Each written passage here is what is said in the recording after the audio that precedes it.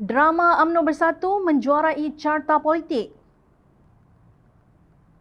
Nampaknya Menteri Wilayah Persekutuan Anwar Musa yang sebelum ini berkokok dan ekornya bergelumang tahi berbicara tentang kampung baru, kini umpama ayam berak kapur. Hari ini gempar apabila Barisan Nasional mengambil keputusan drastik memecat Anwar Musa sebagai Setiausaha Agung setelah kepimpinan mendapati pandangannya tidak selari dengan parti gabungan parti itu. Setiausaha Agung Barisan Nasional Anwar Musa didakwa gagal mengetuai parti dalam perkara yang berkaitan dengan Perikatan Nasional dan Muafakat Nasional. Pengerusi BN Ahmad Zahid Hamidi telah memaklumkan keputusan itu kepada Menteri Wilayah Persekutuan itu dan sekaligus hari ini mengumumkan Datuk Ahmad Maslan sebagai Setiausaha Agung Barisan Nasional yang baru menggantikan Tan Sri Anwar Musa. Pelantikan itu berkuat kuasa serta-merta. Menurut laporan, Ahmad Zahid mengumumkan keputusan tersebut dalam ucapan semasa perjumpaan khas dengan ketua-ketua UMNO bahagian seluruh negara di Pusat Dagangan Dunia Putra PWTC. Sebelum itu, semalam dilaporkan Datuk Ahmad Jazlan Yaakob mengumumkan peletakan jawatan sebagai pengerusi Lembaga Minyak Sawit Malaysia MPOB berkuat kuasa esok. Peletakan jawatan itu dilakukan tidak sampai setahun beliau dilantik ke jawatan itu. Beliau yang juga pengerusi Badan Perhubungan UMNO Kelantan memaklumkan surat peletakan jawatan itu telah diserahkan kepada Menteri Perusahaan, Peladangan dan Komoditi, Datuk Dr. Muhammad Khairuddin Amar Razali hari ini. Untuk rekod, Ahli Parlimen Machang dan bekas Timbalan Menteri Kemajuan Luar Bandar dan Wilayah itu dilantik sebagai pengerusi MPOB 8 April lalu. Pelantikan beliau adalah sebagai menggantikan Tan Sri Muhammad Bakir Saleh yang telah berkhidmat sehingga 31 Mac 2020. Ahmad Jazlan sebelum ini berkata beliau akan melepaskan jawatan sebagai pengerusi MPOB bagi menzahirkan prinsip tidak mahu bekerjasama dengan Kerajaan Perikatan Nasional (PN). Tindakan itu dilakukan sekiranya Kerajaan Perikatan Nasional tidak meminta perkenan yang di-Pertuan Agong untuk membubarkan Parlimen. Beliau memberikan tempoh sehingga hujung Januari ini untuk membubarkan Parlimen. Tidak terkejut dengan perkembangan berkenaan, Ahli Majlis Pimpinan Tertinggi Bersatu Dr. Muhammad Faiz Naaman memberitahu setakat ini Bersatu masih belum ada mesyuarat bagi membincangkan perkara itu.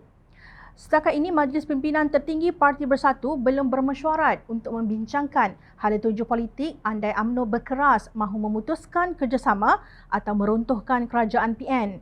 Kami masih tunggu dan lihat keputusan rasmi dari mesyuarat MT UMNO nanti, katanya kepada Malaysia Kini. Dia berkata demikian apabila diminta mengulas mengenai tindakan Bersatu selepas majoriti bahagian UMNO menolak kerjasama bersama parti mereka. Difahamkan 189 daripada 191 bahagian UMNO menolak kerjasama dengan Bersatu bagi menghadapi PRU ke-15. Muhammad Faiz berpendapat lebih baik sekiranya rakyat menilai sendiri sikap para pemimpin UMNO yang disifatkannya sebagai banyak berdrama politik sejak tertubuhnya Kerajaan Perikatan Nasional. Mengulas perkembangan lain, Muhammad Faiz menyentuh isu dakwaan akuan bersumpah menyokong Ketua Pembangkang Anwar Ibrahim sebagai Perdana Menteri dan tindakan enggan mendaftarkan Muafakat Nasional. Yang pasti kami dan juga rakan-rakan PN seperti PAS telah menghulur tangan perpaduan ummah yang akhirnya berjaya memendekkan kekuasaan DAP dan puak ultraliberal di Putrajaya. Namun ia telah dibalas dengan angkuh, fitnah serta ugutan oleh pihak yang telah pun tersungkur di ajar rakyat dalam PRU lalu. Katanya sambil memuji beberapa pemimpin UMNO seperti Anwar Musa, Syahidan Kasim dan Ismail Sabri. Sementara itu, pemimpin Bersatu Johor yang juga bekas pengerusi UMNO dan bekas Menteri Besar Negeri itu, Mazlan Bujang pula berkata dia yakin bahawa Presiden partinya, Muhyiddin Yassin mempunyai rancangannya sendiri. Melihat dari aspek Bersatu Johor, Mazlan secara peribadi berpendapat dia menghormati apa sahaja keputusan UMNO. Menurutnya lagi, sebagai orang politik, pimpinan Bersatu serta Muhyiddin perlu berlapang dada.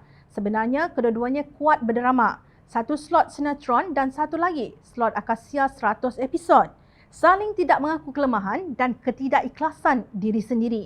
Sebenarnya, apa yang berlaku ini hanya satu sahaja jawapannya. Dan rasanya seluruh rakyat tahu tentang ini. Ianya tentang keberkatan. Tahukah anda, wahai UMNO, Bersatu dan PAS, anda telah merampas hak orang lain.